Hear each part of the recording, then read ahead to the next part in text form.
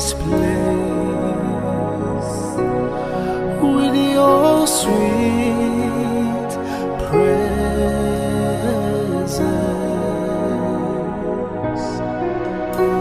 Transform, remold, and renew our hearts. Help us to love you more. Sweet Spirit of God, fill this place with your sweet presence.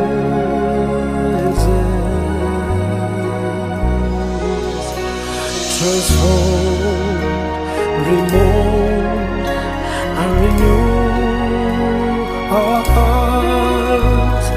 Help us to love you more. Holy Spirit, fill this place. Move in the atmosphere. Holy Spirit, fill this place, Lord. Move in the atmosphere. Holy Spirit, fill this room. Move in the atmosphere.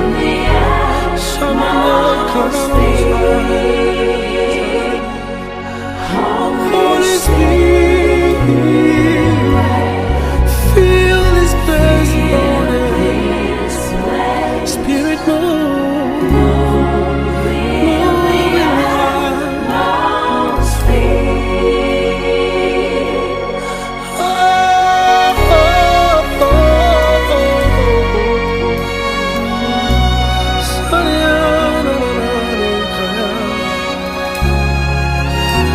move in this place.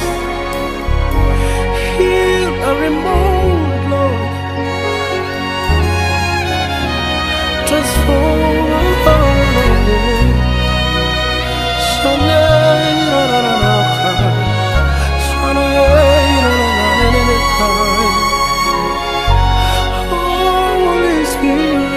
Holy Spirit, fill this place. Move in this place, Lord. Move in this place. Sweet Holy Spirit,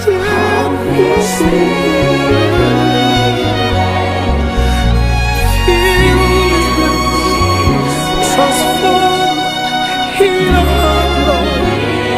Renew our mind.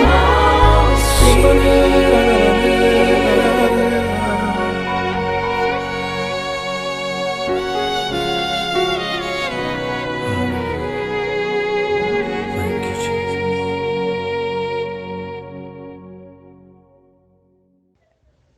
Shalom, shalom, de partout, partout dans le monde entier.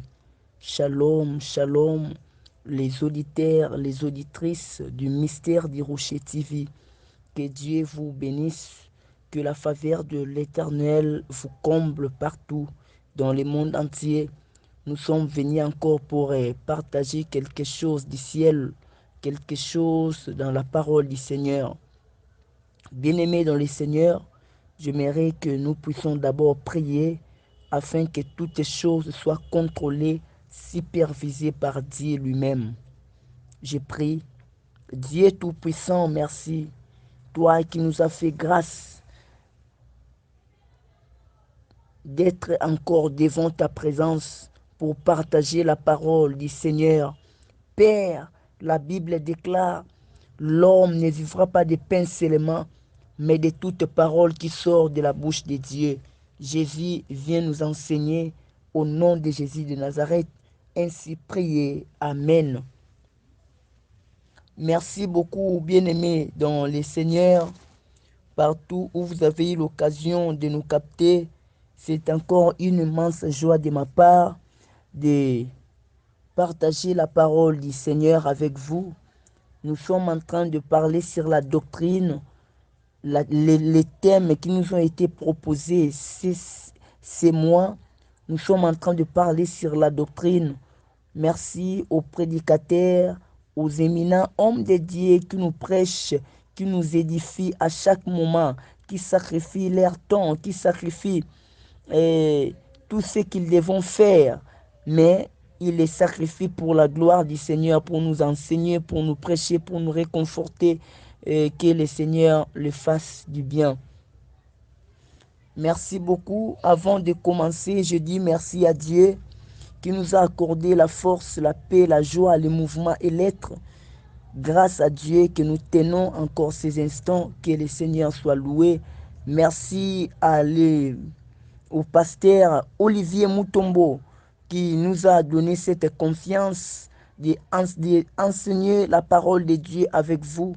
Que Dieu vous bénisse, pasteur Olivier Mutombo, pour cette belle initiative de réunir les quatre coins du monde autour de la parole du Seigneur. Que Dieu vous fasse du bien.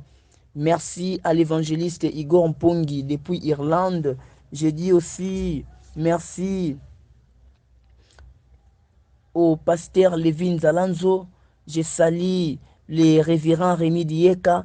Je salue le berger Roger Ntsungulu depuis France, Montero. Que Dieu vous bénisse. Que Dieu bénisse maman Irène depuis Lille. Je salue l'ancien David depuis Chartres. Que le Seigneur vous bénisse. Sans oublier maman Clarisse, la sœur Brittany Luntala, qui nous capte en direct 5 sur 5. Que le Seigneur vous fasse du bien. Maman Fifi aussi, qui nous suivent à chaque moment, les auditeurs et les auditrices du Mystère du Rocher TV, les fidèles qui nous captent à chaque moment. Que le Seigneur vous bénisse.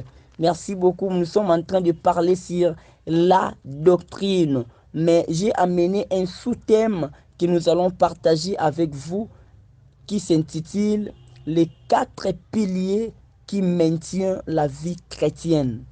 Les 4 piliers qui maintiennent la vie chrétienne. Avant de commencer à décortiquer notre thème, nous allons d'abord lire la parole du Seigneur. C'est là où nous avons puisé cette inspiration. Nous sommes dans le livre des Actes des Apôtres, chapitre 2, verset 47. Non, chapitre 2, verset 42 à 47. Actes des Apôtres, chapitre 2, 42 à 47. Je lis au nom de Jésus. Je suis dans la version Semère. Elle venait de façon assidue pour l'enseignement des apôtres, le partage communautaire, la fraction du pain et le prière. Tout le monde en était impressionné, d'autant qu'en Jérusalem, de nombreux signes et prodiges s'est réalisés par la main des apôtres. Tous ceux qui avaient cru se trouvaient ensemble. Ils mettaient tout en commun et vendaient leurs propriétés, leurs biens, partageant avec tous ceux qui étaient dans les besoins. Ils se retrouvaient dans les jours avec un même entrain dans les temples. Ils avaient à leur domicile la fraction du pain et ils prenaient leur nourriture dans la joie et la simplicité du cœur. Ils louaient Dieu et tout le peuple leur était favorable. Le Seigneur amenait les jours en jour à l'Église ce qu'il voulait sauver. Ce qu'il voulait sauver. Que le Seigneur bénisse sa parole. Les 4 piliers qui maintiennent la vie chrétienne.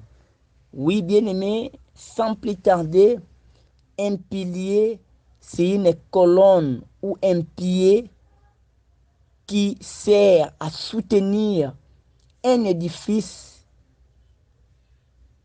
ou une partie de l'édifice. Ce qu'on appelle pilier, c'est un pied, c'est aussi une colonne qui sert à soutenir l'édifice. C'est-à-dire, si l'édifice est en train de tenir, si l'édifice est en train de rester debout, c'est-à-dire il y a un pilier qui les soutient, il y a un pilier qui les maintient. Alors aujourd'hui, nous allons parler d'une vie qui est aussi soutenue par 4 piliers. La vie chrétienne qui est soutenue par 4 piliers. C'est pour cela que notre thème s'intitule « Les 4 piliers qui soutiennent la vie chrétienne ». Les 4 piliers qui soutiennent la vie chrétienne. Bien-aimés dans le Seigneur, nous commençons déjà à dire ceci. Lorsque nous parlons des 4 piliers, les 4 symbolisent aussi la stabilité. Parce que si nous sommes assis dans une chaise, la chaise est soutenue par 4 pieds. Donc, c'est-à-dire, 4, c'est la stabilité. 4, c'est l'assurance. Oui, bien aimé, la vie chrétienne qui est soutenue par ces 4 piliers, cette vie chrétienne sera stable à chaque moment, à chaque temps, à chaque instant. Cette vie sera stable. Bien aimé, nous sommes en train déjà d'anticiper et je suis en train de citer ces 4 piliers. Et après avoir cité ces 4 piliers, nous allons décortiquer l'un des piliers par l'aide du Saint-Esprit. Premier pilier, c'est la parole de Dieu. Premier pilier, c'est la parole de Dieu. Deuxième pilier, c'est la prière. Troisième pilier est la sanctification. Quatrième pilier s'appelle la communion fraternelle. La communion fraternelle, c'est ça le 4e pilier. Oui, bien-aimés, sans plus tarder, nous sommes en train directement de parler sur la parole de Dieu. Bien-aimés dans le Seigneur, pourquoi la parole de Dieu reste l'un des piliers dans la vie chrétienne? Parce que tout commence par la parole. La parole de Dieu est la source, le commencement de toutes choses. Pour être chrétien, il faut premièrement recevoir la parole. Tu es convaincu par cette parole, tu es repenti et tu deviens dans la famille de Dieu. C'est-à-dire, c'est la parole qui t'avait gagné. C'est la parole que tu avais rencontrée. Et cette parole a crié dans ton cœur. Cette parole est enracinée et cette parole a apporté une fruit digne de la repentance dans ta vie. Donc, c'est-à-dire, tout commence par la parole.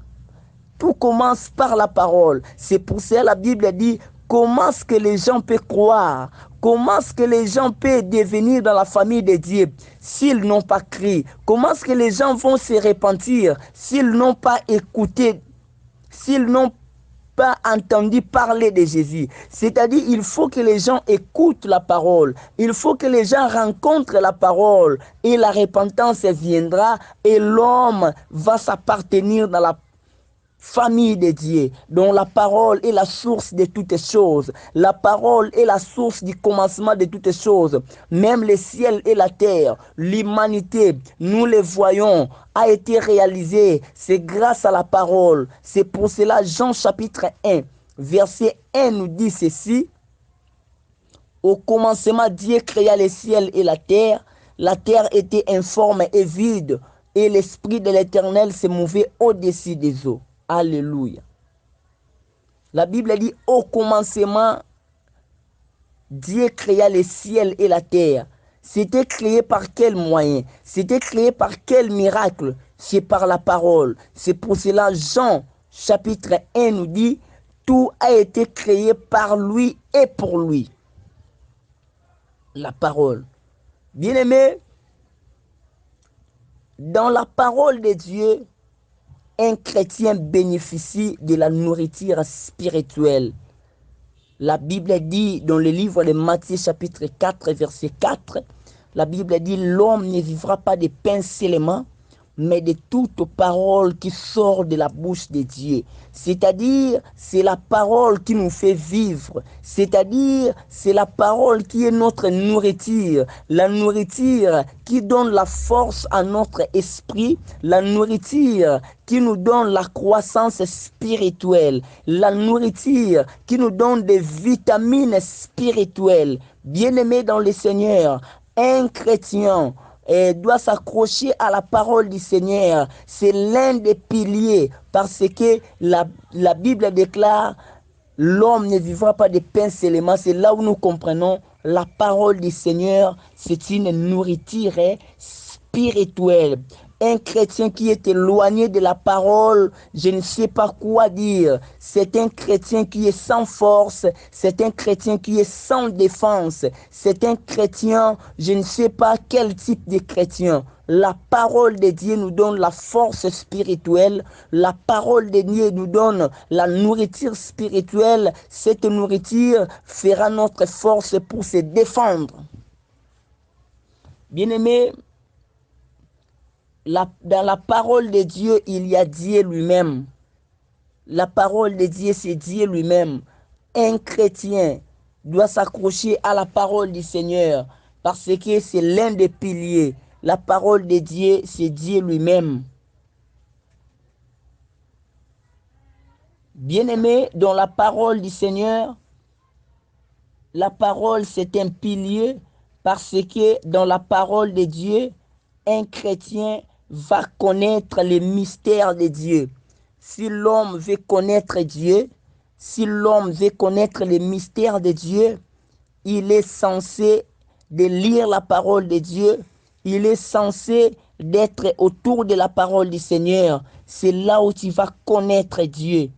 Parce que Dieu a révélé tous ces mystères dans la parole du Seigneur. Dieu a révélé la manière dont il opère, la manière dont il touche, la manière dont il fait, qu'il travaille avec les êtres humains. Dieu a révélé tous ces mystères dans sa parole.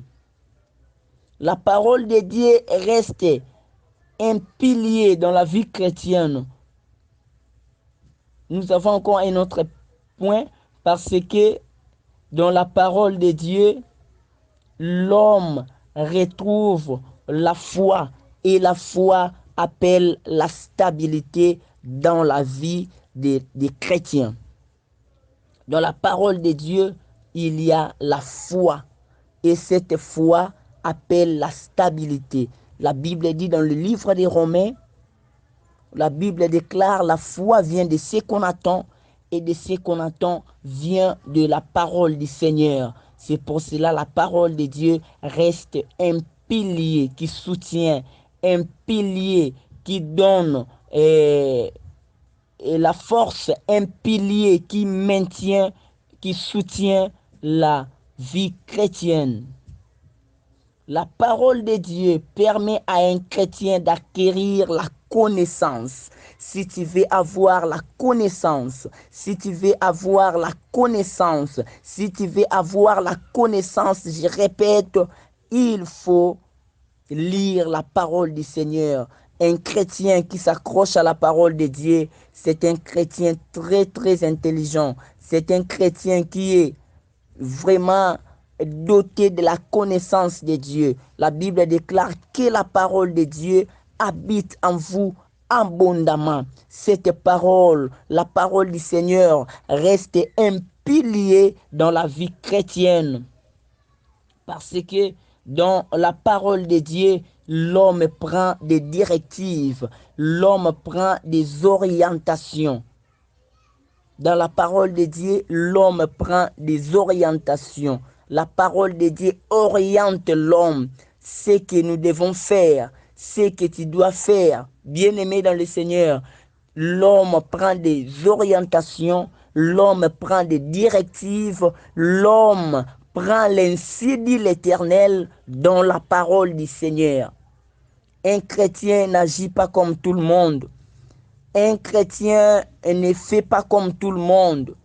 Un chrétien, c'est un homme qui agit selon la parole.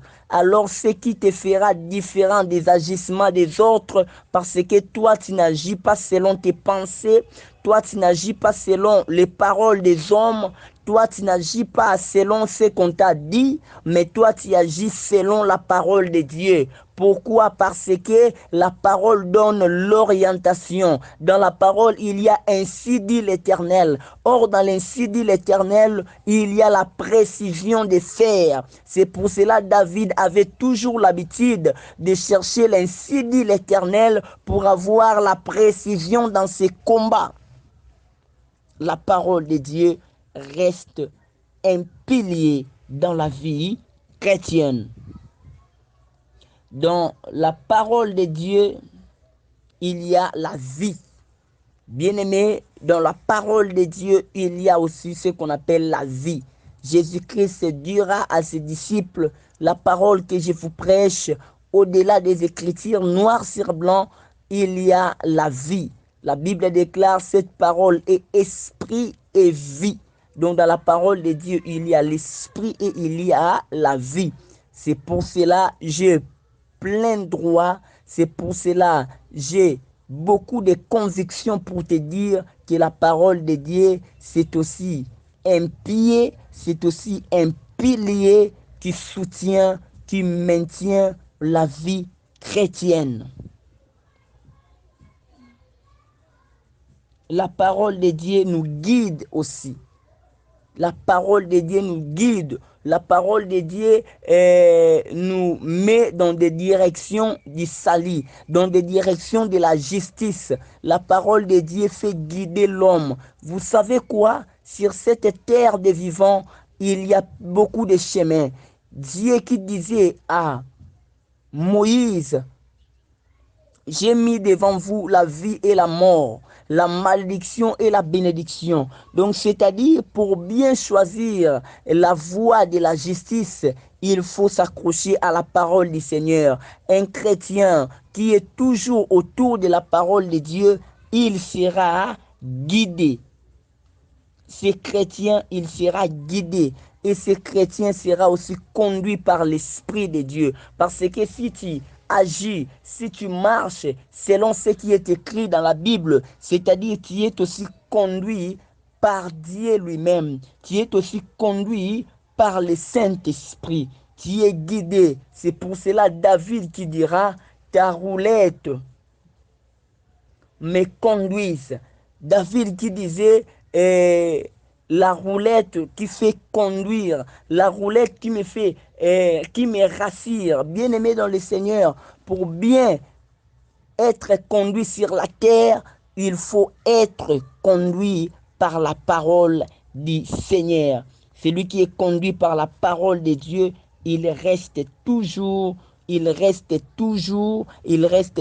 dans des principes et dans les commandements de Dieu.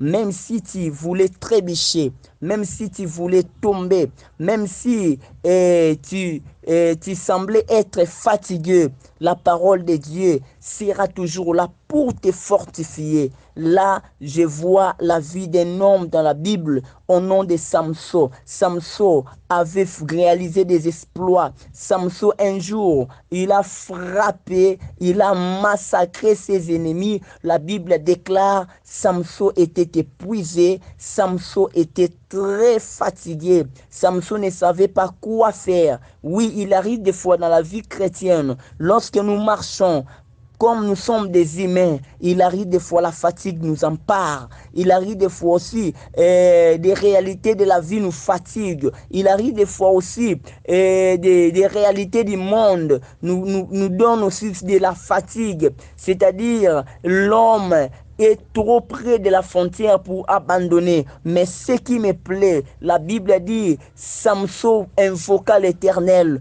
Dieu fondit la cavité du rocher. L'eau qui était sortie du rocher. La Bible dit, Samson vit cette eau. Et la Bible déclare, voici son esprit se ranima. C'est là où je me pose tant de questions. À chaque fois que je lis ces passages, l'eau que Samson a bu, la Bible dit comment cette eau peut ranimer l'esprit d'un homme. C'est là où je comprends que ce n'était pas seulement l'eau qui était physique, c'était aussi l'eau qui est spirituelle. Or, ce que je comprends, la chose qui peut ranimer l'esprit d'un homme, ce n'est que la parole du Seigneur. C'est pour ça que la Bible dit l'homme ne vivra pas de pain seulement, mais de toute parole qui sort de la bouche de Dieu. La parole de Dieu plutôt vient ranimer notre esprit. Nous passons sur deuxième chose. Notre deuxième pilier, c'est la prière. Bien-aimés dans le Seigneur, partout où vous êtes en train de me suivre, la prière, c'est très important dans la vie d'un chrétien. La prière, c'est un moyen de communication. C'est un moyen que l'homme entre en contact avec Dieu. C'est un moyen que l'homme entre en contact, en communication avec Dieu qui est spirituel. Bien-aimé, ne négligez pas la prière. Pourquoi la prière?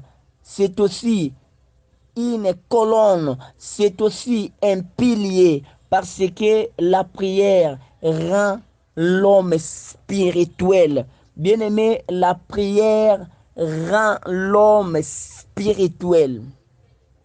Comme Dieu est spirituel, à chaque fois que l'homme s'approche de Dieu plutôt, à chaque fois que l'homme demeure toujours dans la présence de Dieu, comme Dieu est spirituel, l'homme aussi deviendra spirituel. Parce que ce qui se semble, se ressemble, mon Dieu. Ce qui se semble, se ressemble. La prière, c'est très important dans la vie d'un chrétien. C'est un pilier. Dans la prière, l'homme devient spirituel.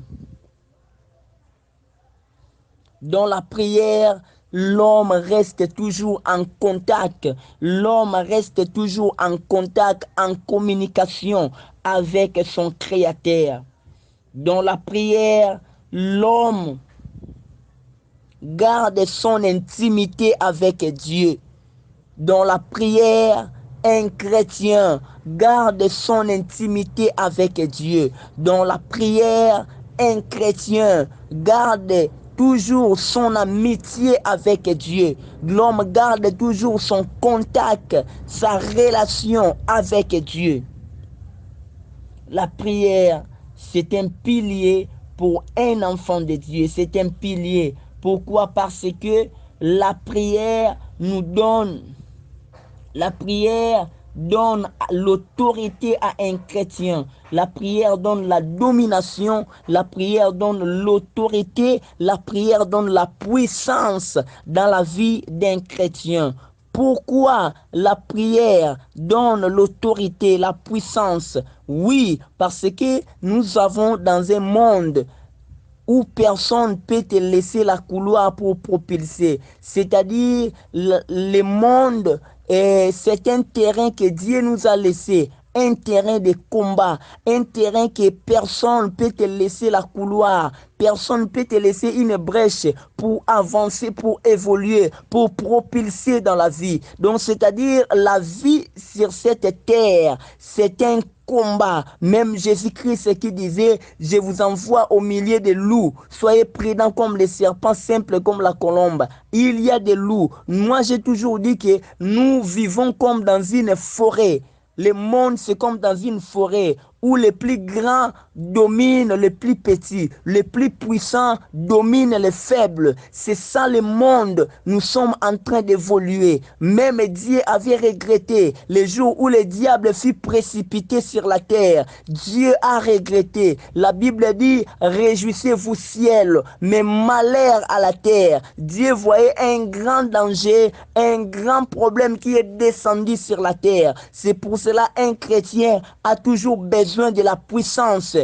Pourquoi la puissance? Pour résister aux forces des ténèbres, pour se défendre aux forces qui ne veulent pas que les chrétiens puissent évoluer, qui ne veulent pas que ta vie puisse subsister sur la terre. Pourquoi la puissance?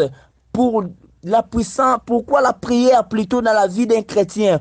Pour dominer. Vous savez quoi? La première personne que Dieu avait créée sur la terre, Dieu lui avait doté de la domination parce qu'il savait que ce monde est sous la puissance du malin. La Bible déclare, faisons l'homme à notre image, selon notre ressemblance, afin qu'il domine sur les oiseaux du ciel, sur les bêtes de la terre, sur les poissons de la mer. Vous savez quoi? Dieu a donné à l'homme 3 parcelles de l'autorité. Dieu a donné à l'homme 3 lieux qu'il pouvait dominer. Vous savez, quand Dieu disait sur les oiseaux du ciel, ce n'est pas seulement les oiseaux. Spirituellement, Dieu parlait à l'homme. Je te donne le pouvoir de défier. Je te donne le pouvoir d'intercaler. Je te donne le pouvoir sur les forces qui se trouvent dans les airs. Or, apôtre Paul nous dit, dans les airs, il y a des dominations, les principautés, les esprits méchants, les pouvoirs que Dieu avait dotés à l'homme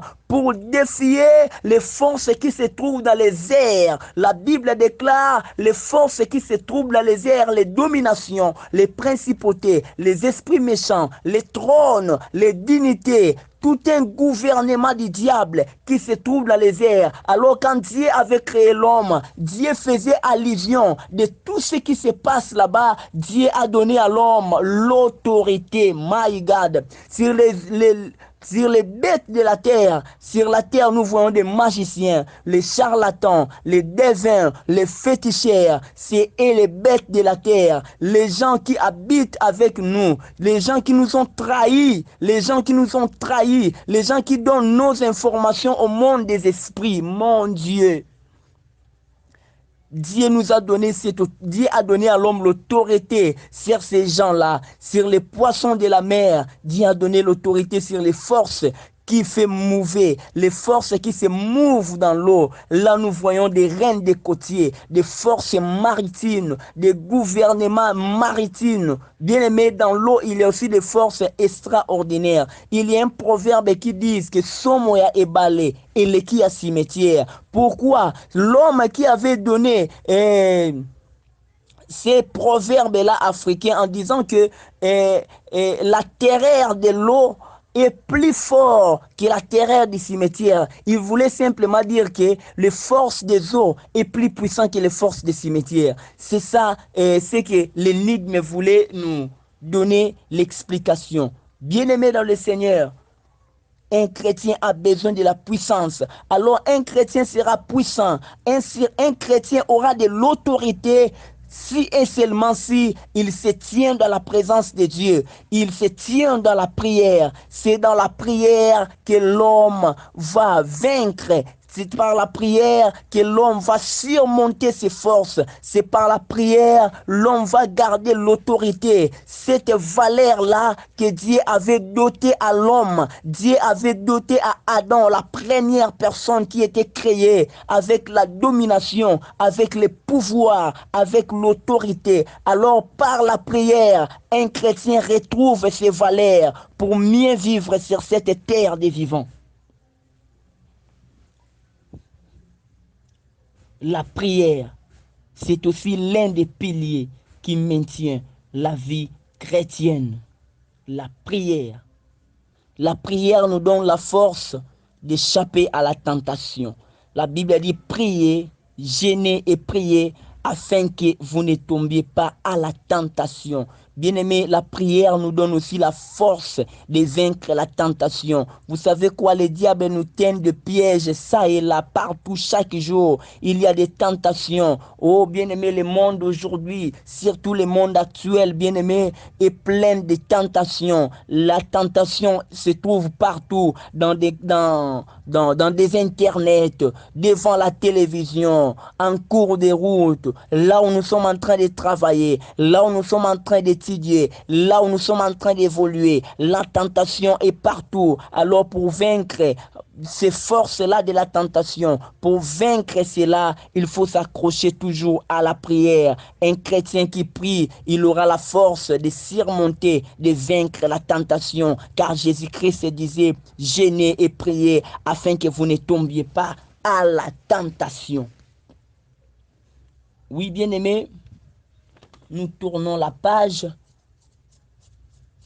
Troisième pilier, la sanctification.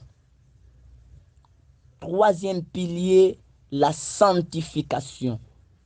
Là, je lis Lévitique chapitre 19, versets 1 à 2. Lévitique chapitre 19, 1 à 2.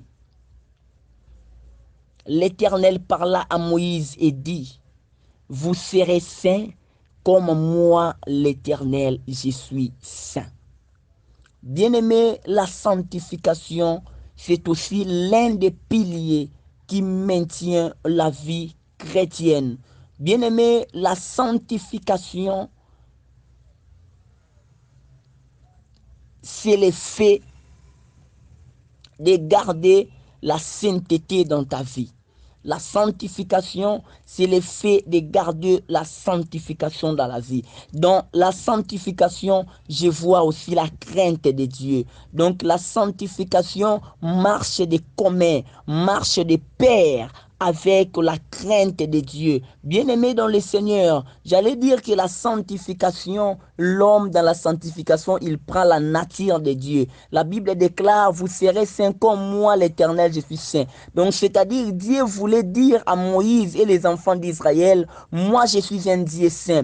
Alors, c'est lui qui veut m'invoquer, c'est lui qui veut me prier, ils doivent aussi être saint. C'est pour cela la Bible déclare dans le livre des Hébreux, cherchez la paix et la sanctification avec tous. Bien-aimé, quelqu'un qui marche dans la sanctification, c'est un homme qui prend la nature de Dieu. Comme Dieu est saint, l'homme aussi saint, l'homme va prendre la nature de Dieu. Dans la sanctification, je vois la crainte de Dieu. Je vois la crainte de Dieu. Bien-aimé, la crainte de Dieu, c'est un pouvoir qui nous donne le discernement de distinguer le bien et le mal. Bien-aimé, la crainte de Dieu, c'est un pouvoir qui nous donne le discernement de distinguer le bien et le mal. Dans la crainte de Dieu, dans la crainte de Dieu, l'homme sait discerner ce qui est bien et ce qui est mauvais. C'est ce que Dieu disait à Jérémie. Jérémie, si tu arrives à séparer ce qui est vil et ce qui est bien, c'est ainsi que tu seras ma bouche, c'est ainsi que tu seras ma langue. Bien-aimé, la crainte de Dieu, c'est très important. La crainte de Dieu va te donner le discernement. Bien-aimé, il y arrive des fois, beaucoup de chrétiens qui n'arrivent pas à marcher dans la sanctification parce qu'ils ne savent pas discerner le bien et le mal. Ce n'est que la crainte de Dieu qui te donnera ce pouvoir, qui te donnera ce discernement. Dans la crainte de Dieu, dans la sanctification, je vois l'homme marche avec toute sa conscience. Moi, j'ai toujours dit, les choses de Dieu, la vie chrétienne marche avec la conscience de l'homme. Bien-aimé, là où tu es en train de m'écouter, si tu n'es pas conscient de ton état, si tu n'es pas conscient de ce que tu es, tu dois faire des choses qui sera regrettable. Tu vas connaître des erreurs qui sera lamentable. L'homme qui sait très bien son état, que moi je suis un enfant de Dieu, je ne peux pas faire ceci, je ne peux pas faire cela. C'est un chrétien que Dieu aime, c'est un chrétien meilleur, bien-aimé dans la crainte de Dieu. Je vois l'homme marche avec toute sa conscience, parce que on ne craint pas Dieu dans l'église. On ne craint pas seulement Dieu dans l'église. On ne craint pas seulement Dieu dans l'église, mais on craint Dieu partout. On craint Dieu partout. C'est pour cela, chrétien qui marche dans la sanctification, c'est un homme qui a de la conscience. Je suis à la maison, le pasteur n'est pas là, mais moi je sais que je suis un enfant de Dieu. Je ne peux pas faire ceci, je ne peux pas chanter cela, je ne peux pas danser de cette manière, je ne peux pas m'habiller de cette manière, je ne peux pas faire ceci, je ne peux pas faire cela parce que je suis un chrétien, je suis un enfant de Dieu, je suis un homme que Jésus a racheté sur la croix du calvaire. C'est-à-dire la sanctification donne à l'homme la conscience de son état. Dans la sanctification, l'homme devient différent des autres. C'est la sanctification qui nous rend différents. Bien-aimés, des hommes sur la terre se comportent d'une manière barbare. La fois passée, on avait partagé avec toi sur les gens de Sodome et Gomorrhe. On avait vu ce qui s'est passé, ce qui s'est réalisé là-bas. Terrible, terrible, terrible. Mais seul quelqu'un qui craint Dieu, seul quelqu'un qui craint le Seigneur va marquer cette différence. Là, je vois Noé dans les temps de déluge. Comme Noé était un homme intègre, droit, la Bible déclare Noé était différent des autres. Je vois l'autre. L'autre est devenu différent malgré que toute personne était plongée dans le mal, plongée dans des choses qui ne donnaient pas gloire à Dieu, qui ne donnaient pas l'honneur à Dieu. Mais la Bible déclare l'autre a gardé de bonnes valeurs. L'autre était différent des autres. Dans la sanctification, l'homme devient différent des autres. Jésus-Christ dira que nous sommes les sels de la terre. Nous sommes les sels de la terre, une lumière qui éclaire dans le monde. C'est-à-dire, Jésus voulait nous enseigner qu'un chrétien vit une vie de différence. C'est pour cela, dans les temps anciens, quelqu'un qui voulait servir le Seigneur, la Bible déclare on va le consacrer et on lui fera l'acte de naziréat. Signifie un naziréen n'est pas comme tout le monde. Un chrétien, c'est un naziréen. Il n'est pas comme tout le monde. C'est un homme différent. On a vu des naziréens dans la Bible comme des Samson. On a vu des naziréens dans la Bible comme des Samuel. Les gens qui vivent des vies différentes des autres. C'est ça. Oui, bien-aimés, quatrième colonne pour arriver à la fin. Nous voyons quatrième colonne, la communion fraternelle. La communion fraternelle.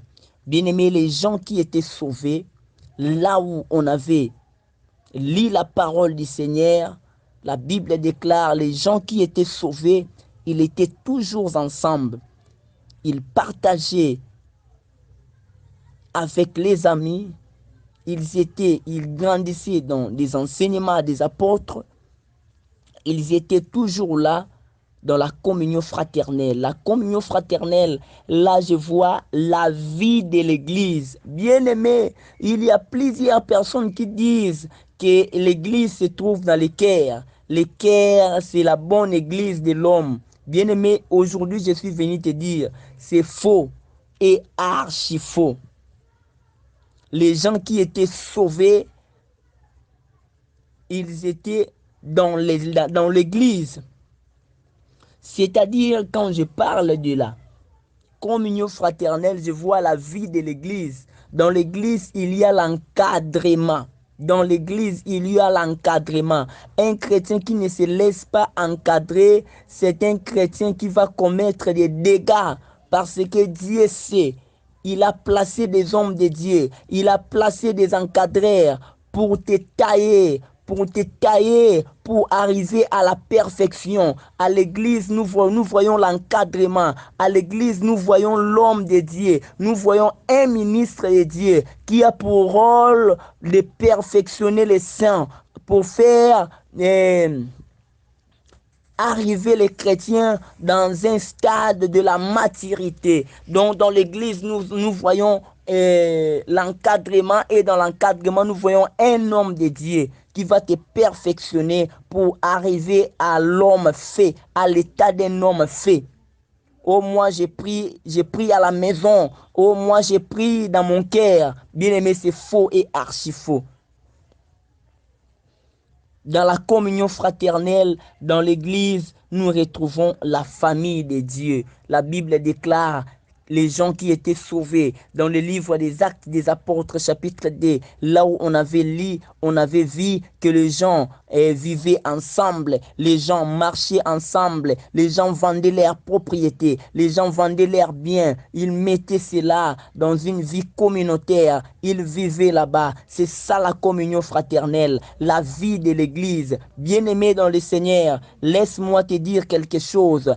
Les lions, malgré sa force, malgré sa puissance, malgré ses capacités, quand un lion s'éloigne de la foule, c'est-à-dire sa vie est réduite sur la terre, il veut mourir. Quand un lion s'écarte de ses amis, quand un lion s'écarte de la foule, quand un lion se retire de ses amis, laisse-moi te dire quelque chose. La vie de ces lions est déjà courte sur la terre. Bien-aimé, si tu veux vivre très loin avec Dieu, si tu veux vivre très loin avec ta foi, il faut venir à l'église.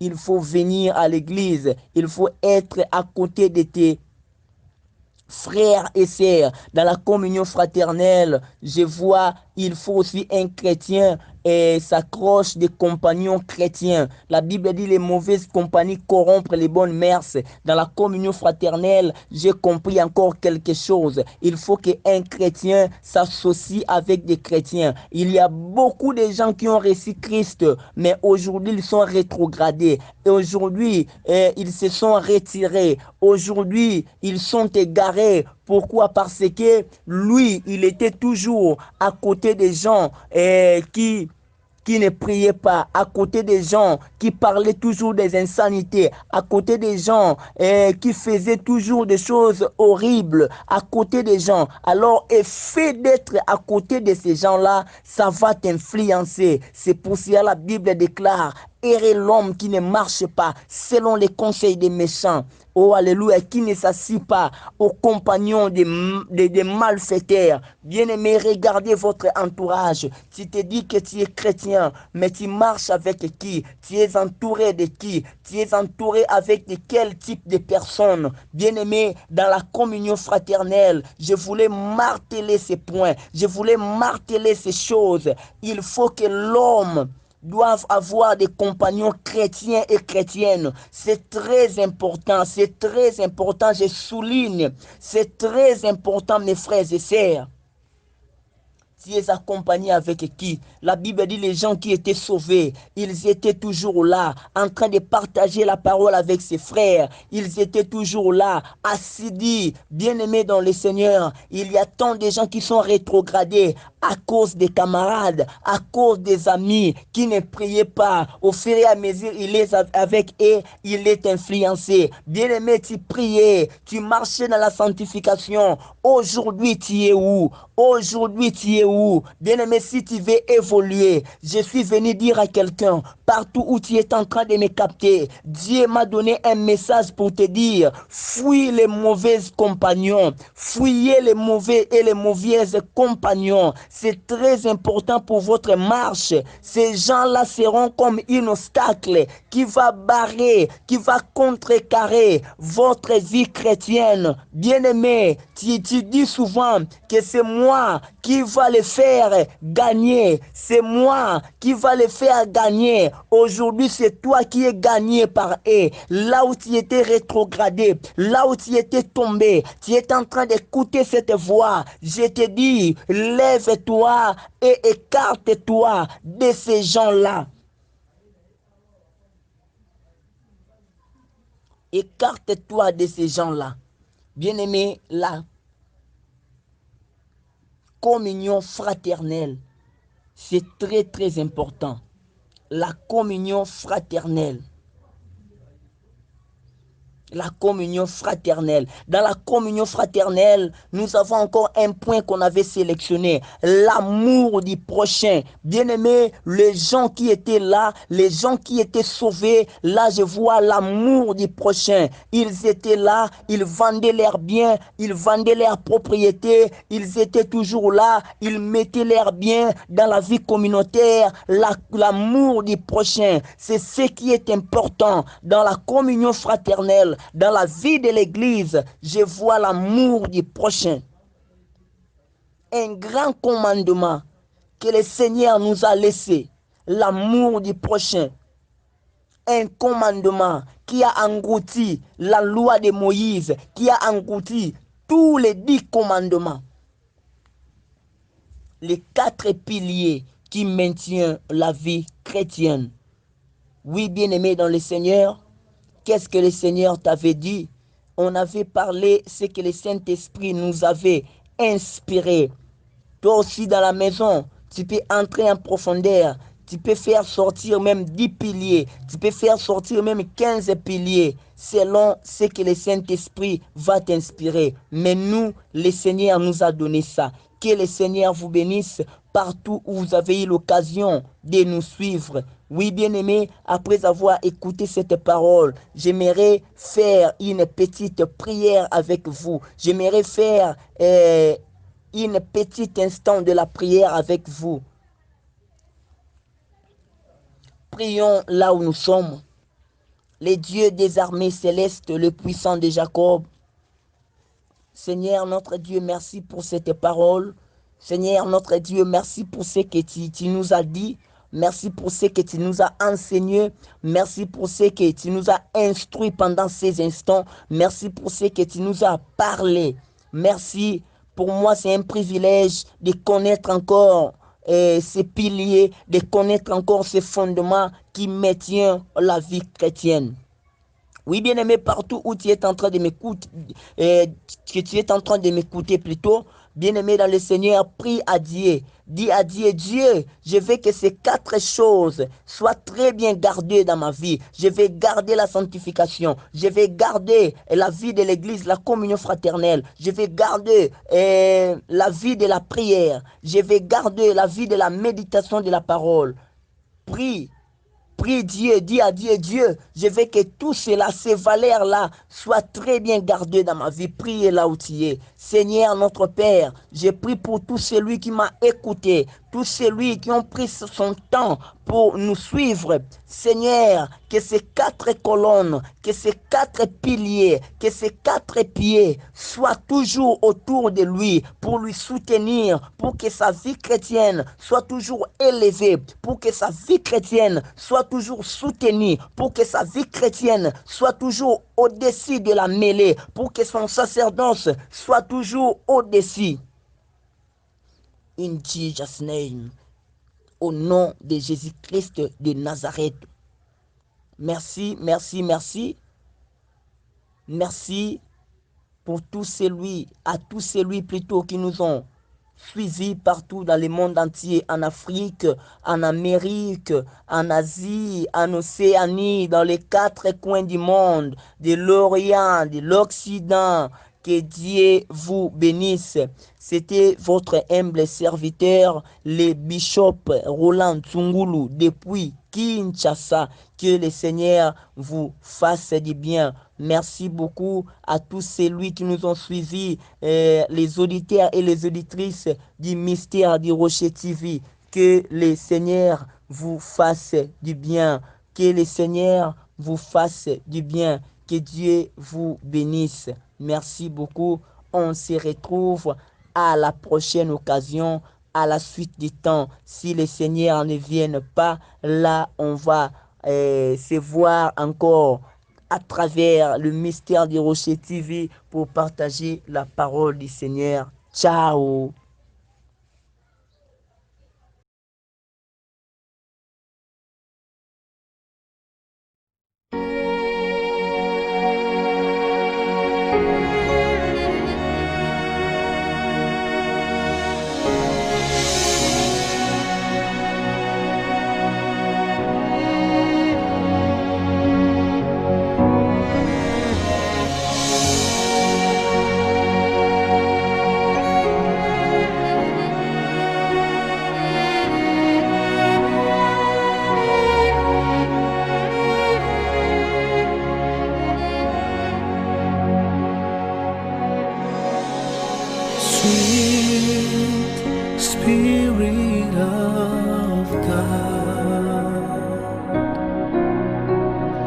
Fill this place with your sweet presence.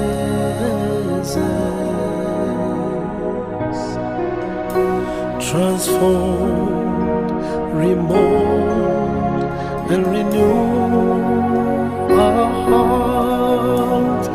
Help us to love you more. Sweet Spirit of God, fill this place with your sweet presence.